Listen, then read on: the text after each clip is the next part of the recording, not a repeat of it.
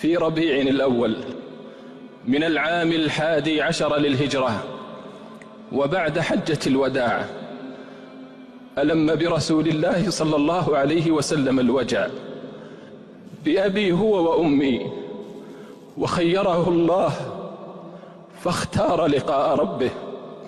اللهم الرفيق الأعلى، اللهم الرفيق الأعلى. وحان الفراق فأوصى وودع، وأظلمت الدنيا بفراقه، وتفطرت الأكباد. فيا لله ما أعظم الهول، وما أشد الفاجعة، وما أصعب الخط، وما أثقل اللحظات.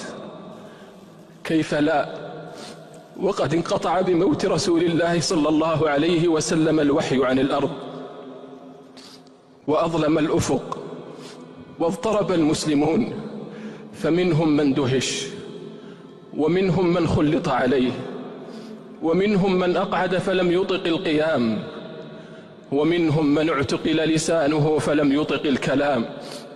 يقول أنس رضي الله عنه: لما كان اليوم الذي دخل فيه رسول الله صلى الله عليه وسلم المدينة أضاء منها كل شيء، فلما كان اليوم الذي مات فيه أظلم منها كل شيء.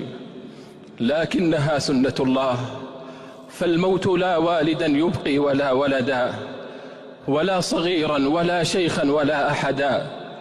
مات النبي فلم يخلد لأمته، لو خلد الله حيا قبله خلدا.